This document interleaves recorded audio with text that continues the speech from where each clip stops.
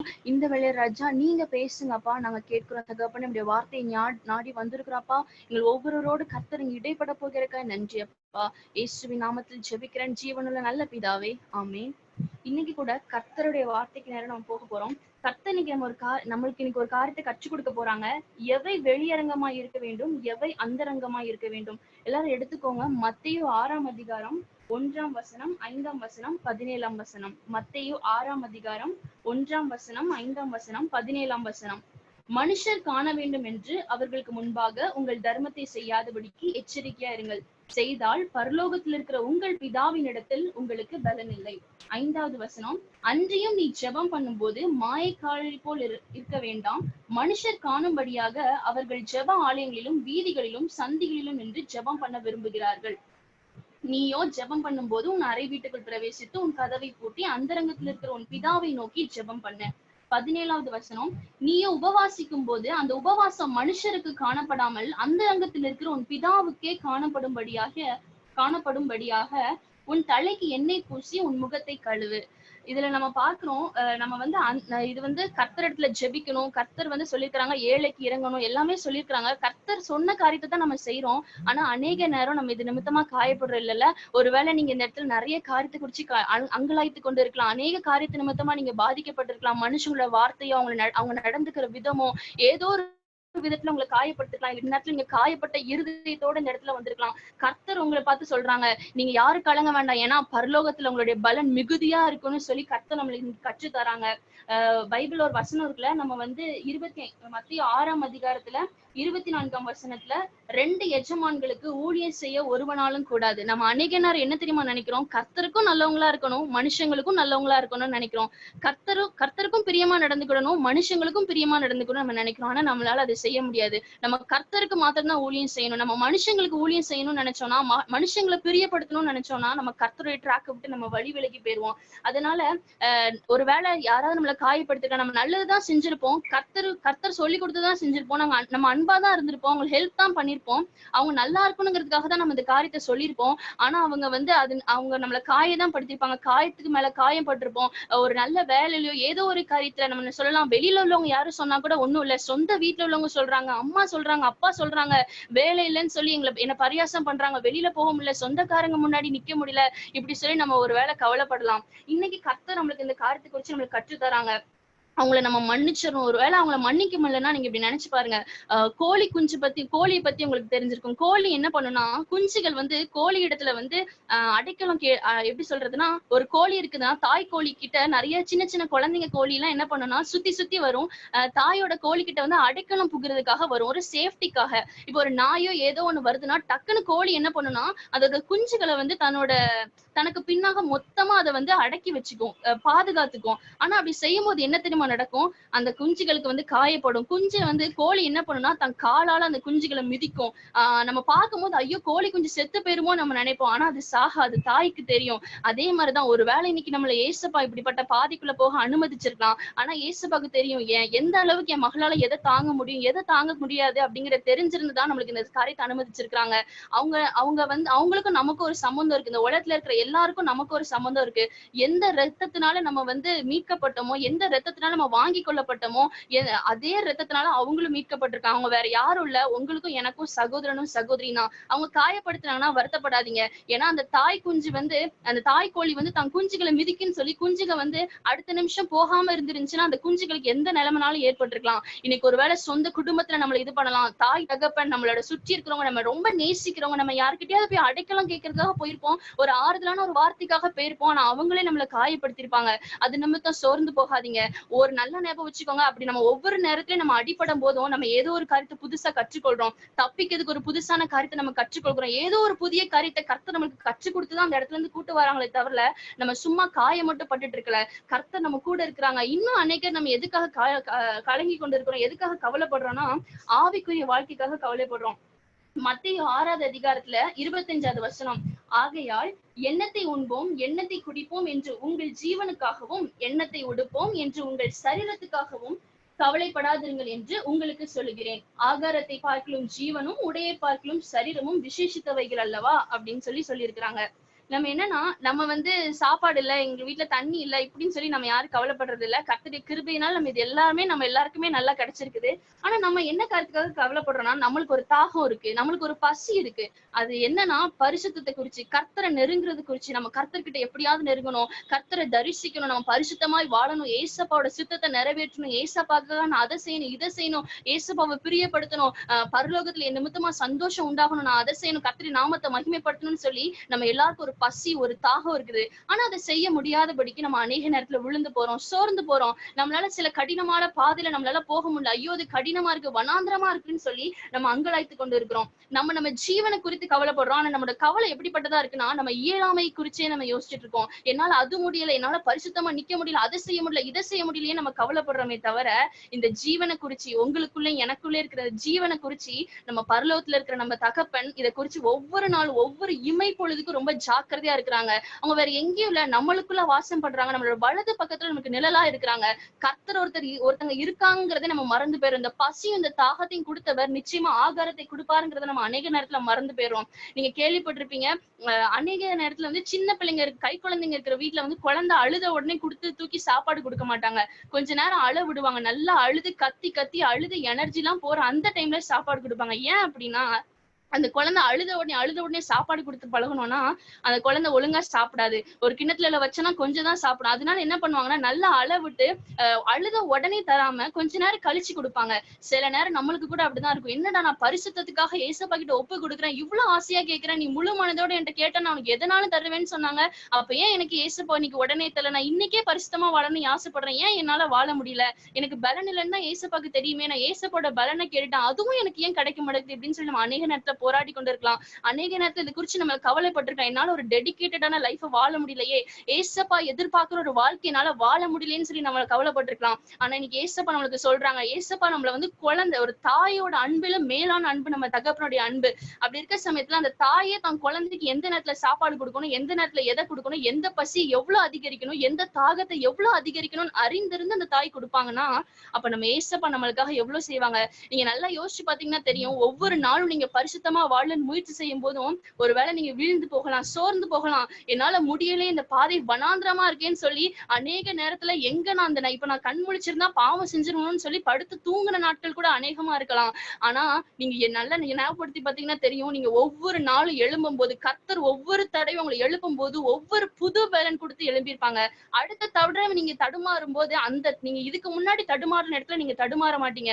ஏன்னா கர்த்தர் உங்களுக்கு பலன் கொடுத்திருக்காங்க. ஆனா நம்ம அதை நினைக்காம, அதை குறிச்சு கர்த்தருக்கு நன்றி செலுத்தாம, இவ்வளவு தூரம் கூட்டு வந்தாரும் இனிமேலும் கூட்டு போயிருவாருப்பா அப்படின்னு சொல்லி நம்ம நினைக்காம, நம்ம பின்னாடி நம்மளுக்கு நடந்த நம்ம ட்ராக்ல நம்ம முன்னாடி போயிட்டோம், கர்த்தர் அடுத்த ஸ்டெப் கூட்டு போயிட்டாங்க. அப்படி இருந்தும் கூட நான் அன்னைக்கு அப்படி விழுந்தனே, அப்ப நான் இன்னைக்கு ஒப்பு கொடுத்துட்டேன், இன்னைக்கு நான் விழுந்துருவோன்னு நம்ம பயந்தே அநேக காரியத்தை குறித்து கவலைப்பட்டுட்டு இருக்கோம். இன்னொரு காரியத்தை சொல்லியிருக்காங்க,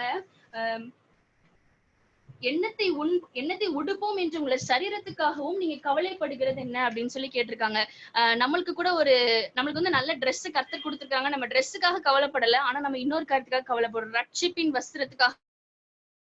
அந்த ரட்சிப்பின் வஸ்திரத்தை நான் கரைப்படாம காத்துக்கொள்ளணுமே, நான் கர்த்தருக்கு பதில் கொடுக்கணுமே, நானே என் மேல கர்த்தர் இவ்வளவு பெரிய திட்டத்தை வச்சிருக்காங்க, இவ்வளவு பெரிய தரிசனத்தை வச்சிருக்காங்க, எனக்கு வந்து இத்தனை ஆத்மாக்களை சந்திப்பேன்னு சொல்லியிருக்காங்க, ஆனா என் ரட்சிப்பின் வஸ்திரம் கரைப்பட்டு கொண்டு இருக்குதே, அதற்கு காரணமா நானே இருக்கேனே, அநேக நேரத்துல என் ரட்சிப்பின் வஸ்திரத்தை கரைப்படுத்துறதுக்கு ஏதுவான அநேக காரியங்களை நான் செய்யறேனே, என் சிந்தனையில பரிசுத்தம் இல்ல, என்கிட்ட பரிசுத்தம் இல்ல, என்கிட்ட உண்மை இல்ல, என்கிட்ட தாழ்மை இல்ல, என்கிட்ட பொறாம இருக்குது, நான் பெருமையா நினைக்கிறேன், பிறரை வந்து தாழ்வா நினைக்கிறேன், பிறர் குறிச்சு நான் குற்றம் சொல்றேன், குறை சொல்றேன், அவங்க கிட்ட குறை கண்டுபிடிக்கிறேன், இப்படிப்பட்ட துர்குணங்களால நான் நிறைஞ்சிருக்கிறேன், என்னால என்ன செய்ய முடியும்னு சொல்லி நீங்க அங்கலாய்த்து கொண்டு இருக்கலாம். ஆனா நம்ம ஒண்ணு மறந்துட்டோம், இந்த சரீரம் என்னது? கர்த்தர் தங்குற ஆலயம். நம்ம ஆவியானவர் நம்மளுக்குள்ள வாசமா இருக்கிறாங்க. கர்த்தருடைய ஆலயத்தை குறிச்சு அதுக்கு போட வேண்டிய சரீரத்தை குறிச்சு நம்ம இவ்வளவு யோசிப்போம்னா, கர்த்தர் எவ்வளவு யோசிப்பாங்க, இந்த ஆலயத்தை குறித்து எவ்வளவு யோசிப்பாங்க. நம்ம அநேக நேரத்துல கர்த்தரத்துல ஜெபிக்கும் போது, அப்பா எனக்கு பரிசுத்தமா வாழ உதவி செய்யுங்க அப்பா, நான் இந்த இடத்துல உங்களுக்கு பரிசுத்தமா இருக்கணும், இந்த சினிமா பார்க்காம பரிசுத்தமா இருக்கணும், வீடியோஸ் பார்க்காம பரிசுத்தமா இருக்கணும், பொய் சொல்லாம பரிசுத்தமா இருக்கணும், இப்படி நம்ம ஜெபிக்கிறத விட, என்னால அங்க இருக்க முடியலையே, இங்க இருக்க முடியலையே, அப்படி இருக்கேனே, நான் இப்படி இருக்கேன், அந்த குறை இருக்குது, இந்த குறை இருக்குது, நான் எப்படிதான் உங்களுக்கு இதெல்லாம் செய்ய போறேனே தெரியல ஏசப்பா அப்படின்னு சொல்றோம். நம்ம அநேக நேரத்துல மறந்து போயிரும், நம்ம எதையும் செய்ய போறது இல்ல, நம்ம செய்யறதுக்கு விட்டுதான் கொடுக்க போறோமே தவிர நம்ம எதையும் செய்ய போறது இல்ல. நம்மள ஆளுமை செஞ்சு கர்த்தர் தான் எல்லாத்தையும் செய்ய போறாங்க. நம்ம இதை அநேக நேரத்துல மறந்தவங்கள அநேக காரியத்தை குறிச்சு நம்ம கவலைப்பட்டுட்டு இருக்கோம். இந்த நேரத்துல கர்த்தர் நம்ம கூட இருக்கிறாங்க. அநேக நேரத்துல மனுஷங்க பேசுற காரியமோ மனுஷங்க சொல்ற காரியமோ ஒருவேளை நம்மள காயப்படுத்திருக்கலாம். சொந்த குடும்பத்துல சொந்த தாய் தகப்பன் நம்மள வந்து இழிவா பேசிருக்கலாம். இவ்வளவு ஜெபம் பண்ற, என்னத்த நீ இது பண்ற, இன்னைக்கு நீ எழும்புனா நாளைக்கு நீ போய் இவ்வளவுதான் போற, திரும்பி அதே பாவத்தை தான் செய்ய போற அப்படின்னு சொல்லலாம். இவ்வளவு நாள் ஒருவேளை நீங்க சீரியல் பாத்துக்கலாம். இப்ப திடீர்னு யாரோ ஃப்ரெண்ட்ஸோ யாரோ சீரியல் பார்க்கவோ படம் பார்க்கவோ கூப்பிடும் போது, இல்ல நான் வரலப்பா, நான் ஏசப்பாக இருக்கேன் அப்படின்னு சொல்லும் போது, நீ எல்லாம் எங்க இருக்க போற, இப்படிதான் ஒரு வாரம் இருப்பா, அப்புறம் தானா நீ வந்துருவா அப்படின்னு சொல்லி அவங்க ஒருவேளை இழிவா பேசலாம். ஆனா கர்த்தர் சொல்றாங்க, நம்மளோட பலன், நம்ம அந்தரங்கத்துல படுற பிரயாசத்தை கர்த்தர் பார்த்து, அந்தரங்கத்துல நம்ம பாக்குற பிதா நம்மளுக்கு வெளியரங்கமா பதிலளிப்பாங்க. நாள் ஒன்று வரும், அன்னைக்கு நம்ம பரிசுத்தமா வாழுவோம். யாரெல்லாம் அப்படி தவறான காரியத்துல ஈடுபட்டு இருக்காங்களோ, அசுத்தத்துல பிடிப்பட்டு, மாயில பிடிப்பட்டு, இருளின் வல்லமைக்கு அகப்பட்டு இருக்கிறாங்களோ, அவங்க எல்லாருக்கும் கர்த்தர் நம்மள ஒரு பெரிய வெளிச்சமா வைப்பாங்க. அடுத்ததாக நம்ம ஒரு காரியத்தை பார்க்க போறோம். மத்தேயு 6ஆம் அதிகாரம் 32ஆம் வசனம். மத்தேயு 6ஆம் அதிகாரம் 32ஆம் வசனம். இவைகள் எல்லாம் உங்களுக்கு வேண்டியவைகள் என்று உங்கள் பரமபிதா அறிந்திருக்கிறார். நம்மளுக்கு இதெல்லாம் வேணும், நம்மளுக்கு வந்து கர்த்தருடைய சித்தத்தை செய்யணும், கர்த்தருடைய சித்தத்தை குறிச்சு நம்மளுக்கு கர்த்தர் வெளிப்படுத்திட்டாங்க, இதெல்லாம் செய்ய போறேன்னு கர்த்தர் சொல்லிட்டாங்க. அப்போ வந்து என் மகளுக்கு இந்த காரியத்துல பரிசுத்தம் வேணும், உண்மை வேணும், தாழ்மை வேணும், இதெல்லாம் வேணும்னு சொல்லி கர்த்தருக்கு நல்லா அறிந்திருக்கிறாங்க. கர்த்தரிடத்துல நம்ம கேட்க வேண்டியது என்னன்னா, அப்பா என்னை நீங்க மோல்ட் பண்ணுங்க, என்னை ஷேப் பண்ணுங்க, என்னை வணங்க, இப்படி சொல்லி கேட்கணும் நம்ம. ஆனா அநேக நேரத்துல நம்ம வந்து என்னால அது முடியல நம்ம இயலாமை குறிச்சே பேசிக்கொண்டு இருக்கிறோம். நம்ம வந்து இதை மாத்திக்கணும். அநேக நேரத்துல நம்ம எப்படி தெரியுமா இருக்கிறோம், நான் இன்னைக்கு கமிட் பண்ணிட்டேன், அப்ப நான் இன்னைக்கு கமிட் பண்ணிட்டேன்னா எனக்கு விரோதமா பிசாசு என்ன செய்வாங்கிறத நம்ம அதிகமா யோசிக்கிறோமே தவிர, நான் இன்னைக்கு கமிட் பண்ணிருக்கேன், எனக்காக பரலோகத்துல இருக்கிற என் பிதா என்ன செய்வாங்க, என் ஏசப்பா எனக்காக என்ன செய்வாங்கன்னு சொல்லி நம்ம அநேக நேரம் யோசிக்க மாட்டேங்கிறோம். அதனாலதான் நம்ம அநேக நேரம் விழுந்து போறோம். அநேக நேரத்துல நம்ம கமிட் பண்றோம், அப்பா நான் இன்னைக்கு பரிசுத்தமா வாழுவேன் ஏசப்பா, நான் இன்னைக்கு காலையில 5 மணிக்கு எழும்பி ஜெபம் பண்ணுவேன், நம்ம தீர்மானம் எடுக்கிறோம். ஆனா அடுத்த செகண்ட் நம்ம என்ன யோசிக்கிறோம்னா, நான் இன்னைக்கு இப்படி தீர்மானம் எடுத்துட்டேனே, பரிசுத்தமா வாழணும்னு தீர்மானம் எடுத்துட்டேனே, அப்ப பிசாசு எனக்கு விரோதமா என்னெல்லாம் கொண்டு வருவான், என்னெல்லாம் செய்வான், ஐயோ எனக்கு விரோதமா இவ்வளவு பெரிய காரியம் செய்வானா அப்படின்னு சொல்லி நம்ம பிசாசையே நம்ம சிந்தனை அளவுல அநேக நேரத்துல நம்ம பாராட்டி கொண்டு இருக்கிறோம். அநேக நேரத்துல சிந்தனை அளவுல பிசாசை குறிச்சு நம்ம யோசிக்கிறோமே தவிர, இன்னைக்கு என் மகன் என்கிட்ட கமிட் பண்ணிருக்காப்பா, என் மகன் எனக்கு பரிசுத்தமா வாழுவேன்னு என்கிட்ட வாக்கு கொடுத்துருக்காப்பா, என் மக வாழ போறான்னு சொல்லிட்டு கர்த்தர் நமக்காக எவ்வளவு காரியத்தை செய்வாங்க, கர்த்தர் நமக்காக எவ்வளவு காரியத்தை ஆயத்தம் பண்ணி வச்சிருக்காங்கிறத நம்ம யோசிக்காம அநேக நேரத்துல பிசாசான நமக்கு விரோதமா கொண்டு வருகிற தடைகளை குறிச்சே நம்ம யோசிச்சு கொண்டு இருக்கிறோம். அதனாலதான் நம்ம அநேக நேரத்துல சோர்ந்து போறோம். ஒரு தெய்வ மனிதன் உங்களுக்கு தெரிஞ்சிருக்கும், டாக்டர் டிஜிஎஸ் தினகரன். அவங்க வந்து அவங்களோட அனுபவத்தை அவங்க சொல்லும் போது ஒரு காரியத்தை சொன்னாங்க. ஒரு நாள் அவங்களோட ஃப்ரெண்டுக்காக அவங்க ஜெபம் பண்ணிட்டு இருந்தாங்களாம். அவங்க ஃப்ரெண்டு வந்து ரொம்ப பாடுகளையும் போராட்டங்களையும் அவங்க போய் கொண்டு இருந்தாங்களாம். அதுக்காக ஜெபித்து கொண்டு இருக்கிறப்ப கர்த்தர் வந்து பரலோகத்தை எடுத்துருக்காங்க. அப்போ என்னன்னா, இவங்க இங்க நின்னாங்களா, ஏசப்பா அங்க நின்று இருக்காங்க. அந்த பக்கத்துல இருந்து லூசிபர் வந்தானா. வந்த உடனே அவன் என்ன பண்ணானா, கர்த்தரை பார்த்து தலை குனிந்து வணங்கி இருக்கிறான். அப்புறம் ஏசப்பா சொல்லி இருக்காங்க, இந்த அங்கிள் யாருக்காக ஜெபிச்சாங்களோ அவங்க ஃப்ரெண்டோட பேரை சொல்லி, இனிமேல் நீ டிஸ்டர்ப் பண்ண கூடாது அப்படின்னு சொன்னே சரின்னு உடனே வணங்கிட்டு போயிட்டானா. நம்ம என்ன தெரியுமா நினைக்கிறோம், பிசாசு நம்ம ரொம்ப பெருசா நினைக்கிறோம். அவனோட தந்திரங்கள், அவன் நமக்கு விரோதமா செய்யற காரியத்தை நம்ம பெருசா நினைக்கிறதுனாலதான் அநேக நேரம் நம்ம கர்த்தர் எவ்வளவு வல்லமை உள்ளவர், நம்ம கர்த்தர் நமக்காக என்ன செய்வாங்க, என் மக இன்னைக்கு முழங்கால் போட்டு ஜெபிச்சிட்டாப்பா, என் மக பரிசுத்தம் வேணும்னு என்கிட்ட கேட்டாப்பா, நான் என் மகளுக்கு கொடுத்தே தருவேன்னு சொல்லி கர்த்தர் நமக்காக செய்யற அநேக காரியத்தை நம்ம மறந்து போறதுக்கு ரொம்ப முக்கியமான காரணம், நம்ம அநேக நேரத்துல பிசாசு எனக்கு விரோதமா என்ன செய்வான்னு நம்ம யோசிக்கிறோம். பிசாசு நம்ம ரொம்ப பெருசா நினைக்கிறோம். அவன் வந்து அவ்வளவு ஒர்த்தே கிடையாது. நம்ம அநேக நேரத்துல அப்படி நினைச்சு கொண்டு இருக்கோம். அதனாலதான் நம்ம அநேக நேரத்துல சோர்ந்து போறோம். அதனாலதான் நம்ம அநேக நேரத்துல பயத்துல நான் விழுந்துருவேன், இன்னைக்கு நான் ஒழுங்கா இருந்து என்னத்துக்கு, நாளைக்கு நான் எப்படி விழுந்துருவேன், இந்த ஃப்ரைடே வரைக்கும் நல்லா இருக்கேன், சாட்டர்டே சண்டே விழுந்து போயிடுறேன், திரும்ப மண்டே வந்து எழும்புறேன், ஃப்ரைடே வரைக்கும் ஒரு மாதிரி நல்லதா போகுது, திரும்ப சாட்டர்டே சண்டே விழுந்து போயிடுறேன், எதுக்கு இப்படி அப்படின்னு சொல்லி நம்ம அநேக நேரத்துல சோர்ந்து போறதுக்கு காரணமே இதுதான். இன்னைக்கு கர்த்தரை நோக்கி பார்க்க நம்ம அழைக்கிறாங்க. மத்தேயு 6ஆவது அதிகாரத்துல 34வது வசனத்தை பார்த்தோம்னா, ஆகையால் நாளைக்காக கவலைப்படாதிருங்கள், நாளைய தினம் தன்னுடையவைகளுக்காக கவலைப்படும், அந்தந்த நாளுக்கு அதினதின் பாடு போதுன்னு சொல்லி சொல்றாங்க. ஒரு கோட் உண்டு, don't get worried about everything that is going around you, it's none of your business. இது கர்த்தர் என்ன சொல்றாங்கன்னா, கர்த்தர் இந்த பாதை நம்மளுக்கு அனுமதிச்சிருக்காங்க, இந்த குடும்பத்தை நம்மளுக்கு அனுமதிச்சிருக்காங்க, நம்மளை சுற்றி இருக்கிற சமுதாயம், இவங்க மத்தியில நம்ம வாழணும்னு சொல்லி கர்த்தர் தான் நம்மள இந்த காரியத்துக்கு அனுமதிச்சிருக்காங்க. அதனால நம்மள சுத்தி நடக்கிற காரியம், நம்மளுக்கு விரோதமா மனுஷங்க பேசுறது, அவங்க நம்ம தூஷிக்கிறது, நம்மள காயப்படுத்துறது, இதை குறிச்சு கவலைப்பட வேண்டியதெல்லாம் நம்மளுடைய வேலை கிடையாது. நம்மள இந்த பாதையில அனுமதிச்ச கர்த்தர் பார்க்க வேண்டிய, இந்த பாதையில நம்ம இம்மட்டும் ஜீவன் சுகன் பலத்தோட நம்மள வழிநடத்திட்டு போறக்கூடிய கர்த்தர் பார்க்கக்கூடிய வேலை இதெல்லாம். ஆனா நம்ம அநேக நேரத்துல என்ன தெரியுமா பண்றோம்? கர்த்தர் செய்ய வேண்டிய அநேக காரியத்தையும் நம்ம மேல போட்டுட்டு, ஐயோ இப்படி செய்யறாங்களே, அப்படி செய்யறாங்களே, அவங்க அப்படி பேசுறாங்களே, இப்படி இவங்க இப்படி பேசுறாங்கன்னு சொல்லி நம்ம அநேக நேரத்துல நம்ம சோர்ந்து போயிட்டு இருக்கிறோம். முதலாவது தேவனுடைய ராஜ்யத்தையும் அவருடைய நீதியும் தேடுங்கள், அப்பொழுது இவைகள் எல்லாம் உங்களுக்கு கூட கொடுக்கப்படும் சொல்லியிருக்காங்க. தேவனுடைய ராஜ்யம்னா என்னது? தேவனுடைய ராஜ்யம் எப்படி இருக்கும்? ஃபுல்லா லவ்னாலையும் பீஸ்னாலையும் நிறைஞ்சிருக்கும். ஏசப்போட அன்புனால ஃபுல்லா நிறைஞ்சிருக்கும். ஏசப்போட சமாதானம், ஏசப்போட சந்தோஷம். அங்க அன்புக்கு அந்த இடத்துல எந்த ஒரு பொறாமை கிடையாது, எந்த ஒரு போட்டி கிடையாது, எந்த ஒரு மேட்டிமையும் கிடையாது. யாரும் காயப்படுத்த மாட்டாங்க, குற்றப்படுத்த மாட்டாங்க.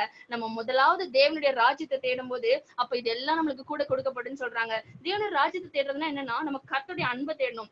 1 கொரிந்தியர் 13வது அதிகாரத்துல நீங்க வாசிச்சு பாத்தீங்கன்னா ஃபுல்லாவே கர்த்தருடைய அன்பை குறிச்சு சொல்லியிருப்பாங்க. அதுல சொல்லியிருப்பாங்க, அன்புக்கு பொறாமை இல்லை, அன்பு சுயநலமா இருக்காது, அன்பு அயோக்கியமானதை சிந்திக்காது, அன்புக்கு பொறாமையில அது தன்னை புகழாது, மேட்டிமையா இருக்காதுன்னு அநேக காரியங்களை சொல்லியிருப்பாங்க.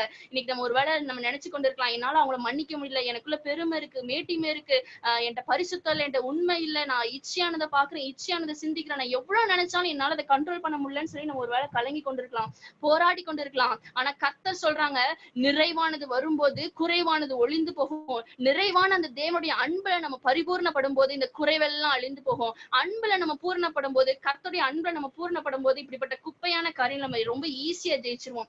கர்த்தர் இன்னைக்கு நம்ம அதற்காக அழைக்கிறாங்க. நிறைவான தேவனை நம்ம நாடுவோம், நிறைவான தேவனுடைய அன்பை நம்ம வாஞ்சித்திருப்போம். அப்படி இருக்க சமயத்துல இது எல்லாத்தையும் நம்ம ஈஸியா கடந்துடலாம். கர்த்தர் தாமே இந்த வார்த்தைகளை உங்களுக்கு ஆசீர்வதித்து கொடுப்பாங்களா? ஆமீன்.